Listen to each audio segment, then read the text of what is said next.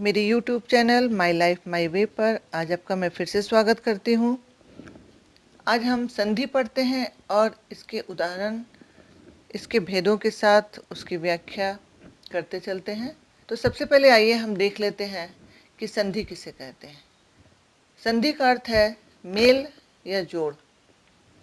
जब दो निकटवर्ती वर्णों के मेल से जो विकार होता है उसे संधि कहते हैं। ये आप संधि की परिभाषा लिख सकते हैं कि जब दो निकटवर्ती वर्णों के मेल से जो विकार होता है उसे संधि कहते हैं। और वर्ण क्या है, यहाँ पर मैंने वर्ण आपको बताया है। हिंदी भाषा में प्रयुक्त सबसे छोटी इकाई को वर्ण कहते हैं। जब दो वर्णों के मेल से विकार होता है और नया वर्ण या उसमें विकृति आ जाती है या वो अपना रूप बदल कर आता है तो यह परिवर्तन, विकार यानी परिवर्तन है। तो जब उसमें कोई परिवर्तन आ जाता है उसे ही हम संधि कहते हैं। उदाहरण स्वरूप आप देख सकते हैं, विद्या जोड़ आलय विद्यालय, देव जोड़ इंद्र देवेंद्र। अब आगे हम देखते हैं संधि के तीन भेद होते हैं। स्वर संधि। स्वर संधि में जो स्वर होते हैं उन्हें हम रखते हैं व्यंजन में क से लेकर ज्ञ तक। विसर्ग संधि, ये विसर्ग का चिन्ह है, इसे आप देख सकते हैं। तो संधि के तीन भेद होते हैं। मैंने पहचान के लिए यहाँ पर कुछ लिख दिए हैं कि आप आसानी से पहचान सके कि स्वर किसे माने और व्यंजन क्या है और विसर्ग क्या है। स्वर संधि का उदाहरण हम देखते हैं। दो स्वरों के मेल से होने वाले विकार को संधि कहते हैं। जैसे विद्या जोड़ आलय विद्यालय। तो यहाँ पर हम देखते हैं कि विद्या में या विद्या में आ वर्ण छिपा हुआ है और आलय की शुरुआत जब हो रही है तो यहाँ पर भी आ वर्ण से शुरुआत, यानी कि यहाँ पर आ वर्ण छिपा हुआ है और यहाँ पर भी आ वर्ण, दोनों के मेल से जो नया आ बनता है उसे ही हम संधि कहते हैं। यानी जब दो वर्ण यहाँ पर मेल हो रहा है इनका तो दोनों स्वर हैं, तब ऐसी स्थिति में स्वर संधि होगी। अब स्वर संधि के हम भेद देख लेते हैं। स्वर संधि के 5 प्रकार होते हैं। पहला है दीर्घ संधि, दूसरा है गुण संधि, तीसरा है वृद्धि संधि, चौथा है यण संधि, अयादि संधि। इसके 5 भेद हैं स्वर संधि के। इन सभी में स्वर और स्वर का मेल होता है। तो इन्हें कैसे पहचाने, आइए हम देखते हैं। पहला है दीर्घ संधि। इसमें सिर्फ अ आ, ई उ ऊ का मेल होता है, यानी ये तीनों का ही मेल आपस में होता है। जैसे अ और आ का जब मेल होता है तो आ होता है, आ और आ का मेल होता है तो आ होता है, अ और अ का मेल होता है तो आ होता है, आ और अ का मेल होता है तो आ होता है। यानी दीर्घ संधि में इनमें ही आपस में मेल होता है। जैसे आप उदाहरण देखिए, यहाँ पर ई धन ई, यहाँ पर छोटी ई है, यहाँ बड़ी ई है, तो इनका जब मेल होता है तो बड़ी ई होती है यहाँ पर। जैसे उदाहरण गिरी जोड़ इस, यहाँ पर छोटी ई है और यहाँ पर बड़ी ई है, जब दोनों का जोड़ होता है तो गिरीश होता है, यानी बड़ी ई हो जाती है। ये आप मात्रा देख रहे हैं, यह मात्रा जो बड़ी मात्रा है यही पहचान है कि यहाँ पर बड़ी ई है। तो जब भी हमें विच्छेद करना हो गिरीश का तो इसी तरह से समझना होगा कि यहाँ पर किन वर्णों के मेल से ये बड़ी ई की मात्रा आई। इस तरह से आप संधि का भेद पहचान सकते हैं कि यह दीर्घ संधि है। इसी तरह बड़ी फिर छोटी, आप अगर थोड़ा ध्यान देते हैं तो इन सारे भेदों को आप अच्छी तरह से समझ पाएंगे। जिस तरह महेंद्र में बड़ी ई की ही मात्रा है और यहाँ बड़ी ई है इस जगह पर भी और यहाँ पर छोटी ई है, तो इस तरह से महेंद्र होता है। अगला हम देखते हैं, सारे उदाहरण हम नहीं देखते हैं, आप इसे पढ़ सकते हैं। नदी जोड़ इस नदीस, रवि जोड़ इंद्र रविंद्र। यहाँ ऊ और ऊ दोनों के मेल से जो बड़ी ऊ की मात्रा होती है वो दिखाया गया है। जैसे सिंधु जोड़ उर्मी सिंधुर्मी, वधु जोड़ उत्सव वधुत्सव, भू जोड़ ऊर्ध्व भूर्ध्व, भानु जोड़ उदय भानुदय। आगे अ और अ, इसका उदाहरण है धर्म जोड़ अर्थ धर्मार्थ। इसी तरह हिम जोड़ आलय हिमालय, यहाँ पर आ की बड़ी मात्रा है और यहाँ पर छोटी मात्रा है। तो विद्या जोड़ अर्थी विद्यार्थी, विद्या जोड़ आलय विद्यालय। आपको इसे समझने के लिए ध्यानपूर्वक इसे देखना होगा। इसी प्रकार हम दूसरा इसका भेद देख लेते हैं। स्वर संधि का ये दूसरा भेद है। जब स्वर संधि है तो यहाँ पर स्वर का स्वर से ही मेल होता है और विकार उत्पन्न होता है या परिवर्तन होता है। अब दूसरा गुण संधि में देखते हैं, इसकी विशेषता जो है, इसमें पहले अ आ और आगे ई ए उ री हो तो ऐसे गुण संधि कहते हैं। यानी पहले अ आ और बाद में इनमें से कोई भी हो सकता है। तो गुण संधि की ये विशेषता आप ध्यान रखें। अ और ई से ए हो जाता है, और ई से ए होता है, आर ई से भी ए होता है, और आर ई से ए होता है। इसके उदाहरण है नर जोड़ इंद्र नरेंद्र, नर जोड़ इस नरेश, महा जोड़ इंद्र महेंद्र, महा जोड़ इस महेश। यहाँ पे समझ जाए कि नर में अ वर्ण आता है इसके अंत में, और यहाँ जो शुरुआत होती है यहाँ पर ई वर्ण है, इसलिए नरेंद्र, नर जोड़ इंद्र, यहाँ पर ए आ जाता है तो नरेंद्र हो जाता है। इसी तरह इन सारे उदाहरणों को आप नोटबुक में नोट कर लें और इसे ध्यानपूर्वक समझने की कोशिश करें तो आप अच्छी तरह से समझ जाएंगे। तो गुण संधि की ये विशेषता होती है कि इसमें पहले अ या आ आती है और उसके बाद ई उ री में से उसका जोड़ होता है उसमें। या फिर और उदाहरण आप देख सकते हैं, अ के साथ उ, आ के साथ उ, अ के साथ उ और आ के साथ उ। तो ज्ञान में ज्ञान जब हम बोलते हैं तो यहाँ पर अ वर्ण छिपा हुआ है और उ यहाँ पर वर्ण है, तो अ और उ वर्ण के मेल से ओ बन गया है रूप बदल कर। तो यहाँ पर ज्ञान जोड़ोपदेश ज्ञानोपदेश। इसी प्रकार ये सारे हैं, महाजोड़ोत्सव महोत्सव, ओ यहाँ पर आप देख रहे हैं छिपा हुआ है। इसी प्रकार जल जोड़ उर्मी जलोर्मी, महाजोड़ उर्मी महोर्मी, यानी ओ है यहाँ पर। ये सारे परिवर्तन मैंने काफ़ी विस्तृत रूप में बहुत सारे उदाहरण दिए हैं ताकि आप अपने नोटबुक में से नोट करते चलें और इसे बाद में समझ लें अच्छी तरह से। इसे गहराई से समझने की एक बार कोशिश करेंगे तो आपको समझ में आ जाएगी। इसी तरह यहाँ पर ये अ के साथ री वर्ण जब जुड़ा है तो उसमें और वर्ण की उत्पत्ति हुई है, ये यहाँ पर दिखाया गया है। देव में अ है और इसी में री है तो देवर्षि हो गया, यानी देवर अर यहाँ पर संधि होकर अर। इसी तरह महा जो ऋषि महर्षि। इसके बाद वृद्धि संधि देखते हैं। वृद्धि संधि में जो खास बात है वो ये है, इसमें अ आ ए से मेल होने पर ए तथा अ आ का ओ अ से मेल होने पर अ हो जाता है। इसके उदाहरण देख लेते हैं। अ धन ए बराबर ए, अ धन ए आ धन ए आ धन ए, एक जोड़ एक एकैक, मत जोड़ एक मतैक्य, सदा जोड़ एव सदैव, महा जोड़ ऐश्वर्य महेश्वर। और उदाहरण आप देख सकते हैं, अ के साथ अ या आ के साथ अ या अ के साथ अ या आ के साथ अ, सभी स्थिति में यहाँ अ वर्ण की ही उत्पत्ति होती है। इसलिए इसके उदाहरण अब देख लेते हैं।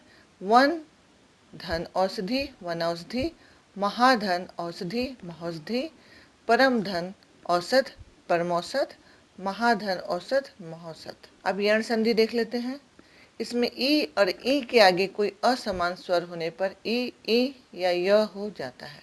ऊ के आगे कोई असमान स्वर होने पर ऊ का व हो जाता है। या यहाँ पर आप ध्यान दें कि ई और ई के आगे कोई असमान स्वर होने पर, यानी ये समान स्वर ना हो तो वहाँ य हो जाता है, और ऊ और ऊ के आगे असमान स्वर हो तो वहाँ ऊ दोनों का रूप बदलकर व हो जाता है। री के आगे कोई असमान स्वर के आने पर री का र हो जाता है, इसे यण संधि कहते हैं। यहाँ पर आप उदाहरण देख लीजिए। ई और अ, जब ये दोनों वर्ण आपस में मिलते हैं तो यहाँ पर य हो जाता है। उसी तरह बड़ी ई के साथ आ का मेल होता है तो य होता है, बड़ी ई के साथ अ का मेल होता है तो य होता है, और बड़ी ई के साथ आ का मेल होता है तो य होता है। उदाहरण आप देखें, यदि जोड़पि यद्यपि, इति जोड़ आदि इत्यादि, नदी जोड़ अर्पण नद्यर्पण, देवी जोड़ आगमन दिव्यागमन। ऊ के साथ अ वर्ण का मेल व हो जाता है। एक उदाहरण मैं देखती हूँ, अनु जोड़ ए अन्वय। इसी तरह सारे उदाहरण आप पढ़ लें और समझने की कोशिश करें। सु जोड़ आगत स्वागत, अणु जोड़ ऐसण अन्वेषण, पितृ जोड़ आज्ञा पित्राज्ञा। आगे देखते हैं अयादी संधि। ए और ए, ओ और औ से परे किसी स्वर के होने पर क्रमशः आय आय औ आव हो जाता है, इसे अयादी संधि कहते हैं। फिर से आप इसे देख ले, ए और ओ औ से परे यानी हटकर किसी स्वर के होने पर आय आय औ और आव हो जाता है। इसके उदाहरण आप देखिए, ए धन अ आय, ए धन अ आय। इसका उदाहरण है ने जोड़ अन नयन। यहाँ पर ने में वर्ण जो छिपा हुआ है वो ए है और अन में अ, तो ए और अ का मेल से जो विकृत होकर जो संधि उत्पन्न हुई वो थी आय। तो ने और अन से नयन होता है। गै धन अक गायक, पो जोड़न पवन, पौ जोड़ अक पावक, नौ जोड़ इक नाविक। अब हम संधि के दूसरे भेद को देखते हैं। दूसरा है व्यंजन संधि। पहले मैंने आपको स्वर संधि और उसके पांचों भेद के बारे में विस्तृत बताया। अब व्यंजन का व्यंजन से या व्यंजन का स्वर से मेल होने पर जो परिवर्तन होता है उसे व्यंजन संधि कहते हैं। व्यंजन आप जानते हैं, जो शुद्ध व्यंजन जिसे हम पूरी तरह से जैसे बोलेंगे क में अ स्वर छिपा होता है, पर अगर क में हल्फ हो इस तरह से तब ये शुद्ध व्यंजन होगा। जिस तरह से यहाँ पर शरत में त जो है वह व्यंजन है, तो यहाँ व्यंजन और व्यंजन के मेल से यहाँ व्यंजन जो उत्पन्न होता है वो व्यंजन संधि हुआ। इसी प्रकार उत जोड़ ज्वल, यहाँ पर ये हल्फ देखने से आप समझ जाएंगे कि यह व्यंजन है। उज्ज्वल, उत जोड़ ज्वल उज्ज्वल। किसी वर्ग के पहले वर्ण जैसे क च ट त प का मेल किसी वर्ण के तीसरे अथवा चौथे वर्ण या र ल व ह य या किसी स्वर से हो जाए तो क से वह रूप बदलकर ग हो जाता है, च से रूप बदलकर ज हो जाता है, ट से ड, प से ब। जैसे क जोड़ ग गा, दिक जोड़ गज दिग्गज। यहाँ पर दिक में क है व्यंजन है और गज में ये भी व्यंजन है, तो ये दोनों मिलकर जो नया उत्पन्न होता है वह दिग्गज हो गया। क व्यंजन है और ई स्वर है, तो यहाँ पर इन दोनों के मेल से घी हो जाता है। जैसे वाक जोड़ गिस वागिस, घी में ई वर्ण छिपा हुआ है यानी यहाँ स्वर है, तभी यह व्यंजन संधि होगा। यानी व्यंजन का व्यंजन से मेल या व्यंजन का स्वर से मेल व्यंजन संधि होता है। इसके लिए आपको सही तरीके से संधि का विच्छेद करना होगा, तब आप समझ पाएंगे कि कौन सी संधि है। इसके लिए आपको बहुत सारे उदाहरण देखने होंगे, समझने होंगे। मैंने यहाँ पर बहुत सारे उदाहरण आपको दिखाया है, आप सारे उदाहरण को नोट कर लें, बहुत सारी संधि आप समझ जाएंगे। इसी तरह अच जोड़ अंत अजंत, यहाँ च और अ के मेल से ज उत्पन्न हो गया, तो अच जोड़ अंत अजंत होता है। इसी तरह और उदाहरण देखते हैं। सट जोड़ आनंद सडानन, अप जोड़ ज अब्ज। यदि किसी वर्ग के पहले वर्ण क च ट त प का मेल न या म वर्ण से हो तो उसके स्थान पर उसी वर्ग का पांचवा वर्ण हो जाता है। उदाहरण देखिए, क म शिवांक, च न से अंश, ट म से ण, त न से न, प म से म। तो वांक जोड़ मैं वांग्मय, अंश जोड़ नास अन्नास, षट जोड़ मास षण्मास, उत जोड़ नयन उन्नयन, अप जोड़ मैं अम्मय। त का मेल घ ग द ध ब भ य र ल व या किसी स्वर से हो जाए तो द हो जाता है। यहाँ पर देखिए, त का मेल अगर इनमें से किसी के साथ हो जाए तो वह द हो जाता है। जैसे त धन भ भ्र धन ई दी, त धन भ भत। यहाँ पर इसको उदाहरण देखिए, यत जोड़ भावना सद्भावना, जगत जोड़ इस जगदीश, भगवत जोड़ भक्ति भगवत भक्ति, भगवत जोड़ भक्ति भगवत भक्त। त धन र द्र, त धन ध। इसके उदाहरण देखिए, तत् जोड़ रूप तद्रूप, सत जोड़ धर्म सद्धर्म। इसी प्रकार ये आगे आप देखिएगा, उत जोड़ चारण उच्चारण, सत जोड़ जन सज्जन, उत जोड़ उल्लास, तत् जोड़ टीका तट्टिका, उत जोड़ डयन उड्डयन, उत जोड़ झटिका उज्झटिका। ये सारे व्यंजन संधि के उदाहरण हैं। आप व्यंजन यहाँ पर देख सकते हैं, ये व्यंजन के ही ये हल्फ रहेगा तो ये व्यंजन है। और देखते हैं त का मेल यदि श से हो तो त को च, श का छ बन जाता है। जैसे ये उदाहरण देखिए, उत जोड़ श्वास, उच्छ्वास, उत जोड़ शिष्ट, उच्छिष्ट, सत जोड़ शास्त्र, सच्छास्त्र। इसी प्रकार त का मेल यदि ह से हो तो त का द और ह का ध हो जाता है। उदाहरण है उत जोड़ हार, उद्धार, उत जोड़ हरण, उद्वरण, तत् जोड़ हित, तद्धित। इसी प्रकार स्वर के साथ यदि छ वर्ण आ जाए तो छ वर्ण से पहले च वर्ण बढ़ा दिया जाता है। जैसे स्व जोड़ छंद, स्वच्छंद, आ जोड़ छादन, आच्छादन, संधि जोड़ छेद, संधि छेद, अनु जोड़ छेद, अनुच्छेद। यहाँ पर बोला गया कि स्वर के बाद यदि छ वर्ण आ जाए, यानी पहले स्वर उसके बाद छ वर्ण आ जाता है, छ से पहले च वर्ण आगे आ जाता है। जिस प्रकार आप यहाँ पर देखिए कि यहाँ पर वर्ण स्वर है और इसके बाद छ वर्ण आ गया है, तो इस कारण से छ के पहले च आ गया है। च पहले आ जाता है और छ बाद में फिर उसके बाद आता है। जिस प्रकार आ जोड़ छादन, आच्छादन, यानी छ बाद में चला गया और च पहले चला आता है। ये कुछ नियम है, जब आपको विस्तृत रूप में जानने की इच्छा हो तो आप इसे विस्तृत रूप में जरूर सीखने की कोशिश करें। यदि म के बाद क से म तक कोई व्यंजन हो तो म अनुस्वार में बदल जाता है। यदि म के बाद क से म तक कोई व्यंजन हो, क से म तक, तो वह म अनुस्वार में बदल जाता है।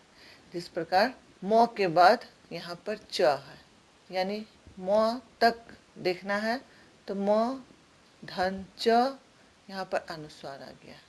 जिस प्रकार किम जोड़ चित, किंचित हो गया। किम जोड़ कर, किंकर। सम जोड़ कल्प, संकल्प। सम जोड़ चय, संचय। सम जोड़ तोष, संतोष। सम जोड़ बंध, संबंध। सम जोड़ पूर्ण, संपूर्ण। या फिर म के बाद म का द्वित्व हो जाता है, जैसे म धन म। उदाहरण है सम मति, सम्मति। सम जोड़ मान, सम्मान। यानी म के साथ, म व्यंजन के साथ म स्वर आने पर यहाँ पर उसका द्वित्व हो जाता है। या फिर म के बाद य, र, ल, व, श, स, स, ह में से कोई व्यंजन होने पर म का अनुस्वार हो जाता है। जैसे म धन य, यह अनुस्वार हो गया। उसी प्रकार सम जोड़ योग, संयोग। सम जोड़ रक्षण, संरक्षण। सम जोड़ विधान, संविधान। सम जोड़ वाद, संवाद। सम जोड़ शय, संशय। सम जोड़ लग्न, संलग्न। सम जोड़ सार, संसार। या री, र, प से परे न करना हो जाता है, परंतु चवर्ग, टवर्ग, तवर्ग, श और स का व्यवधान हो जाने पर न काड़ा नहीं होता। जैसे यहाँ पर देखिए आप उदाहरण, परि जोड़ नाम, परिणाम। प्र जोड़ मान, प्रमाण। इसी प्रकार स से पहले अ, आ से भिन्न कोई स्वर आ जाए तो स का स हो जाता है। जैसे अभि जोड़ शेख, अभिषेक। वि जोड़ सम, विषम। अब हम संधि का तीसरा भेद देखते हैं, विसर्ग संधि। यदि विसर्ग के बाद स्वर या व्यंजन आ जाए तो विसर्ग में जो विकार होता है उसे विसर्ग संधि कहते हैं। यहाँ विसर्ग है, मनः में विसर्ग है और यहाँ स्वर आ गया, तो इसमें जो विकार उत्पन्न होता है वो हो गया संधि। जैसे मनः जोड़ अनुकूल, मनोनुकूल। विसर्ग के पहले यदि अ और बाद में भी अथवा वर्गों के तीसरे, चौथे या पांचवें वर्ण अथवा य, र, ल, व हो तो विसर्ग का ओ हो जाता है। जैसे मनः जोड़ अनुकूल, मनोनुकूल। अधः जोड़ गति, अधोगति। मनः जोड़ बल, मनोबल। या विसर्ग के पहले अ, आ को छोड़कर कोई स्वर हो और बाद में कोई स्वर हो, वर्ग के तीसरे, चौथे, पांचवें वर्ण अथवा य, र, ल, व में से कोई हो तो विसर्ग का र छोटा ये व्यंजन हो जाता है। जैसे निह जोड़ आहार, निराहार। निह जोड़ आशा, निराशा। निह जोड़ धन, निर्धन। विसर्ग से पहले कोई स्वर हो और बाद में च, छ या श हो तो विसर्ग का श हो जाता है। जैसे निह जोड़ चल, निश्चल। निह जोड़ छल, निश्चल। इसी प्रकार विसर्ग के बाद यदि त या स हो तो यह व्यंजन बन जाता है। जैसे नमः जोड़ ते, नमस्ते। निह जोड़ संतान, निसंतान। दु जोड़ साहस, दुस्साहस। इसी प्रकार विसर्ग के पहले ई उ और बाद में क ख ट ठ प फ में से कोई वर्ण हो तो विसर्ग का स्व हो जाए। जिस प्रकार नि जोड़ कलंक निष्कलंक, चतु जोड़ पद चतुष्पद, नि जोड़ फल निष्फल, या विसर्ग से पहले अ आ हो तो बाद में कोई भिन्न स्वर हो तो विसर्ग का यहाँ पर लोप हो जाता है। जैसे निह जोड़ रोग निरोग, निह जोड़ रस निरस।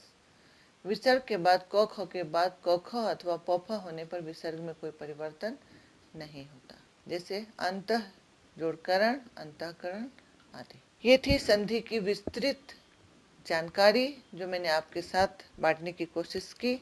अगर आपको विस्तृत रूप में संधि पढ़ना हो तो आप इसे पूरी तरह से वीडियो को ध्यान से देखें और इसके सारे उदाहरण आप नोट करते जाएं। इसके साथ ही यह वीडियो देखने के लिए आपका धन्यवाद। आपको यह जानकारी पूर्वक लगा हो तो अपने दोस्तों के साथ भी इसे ज़रूर शेयर करें। धन्यवाद।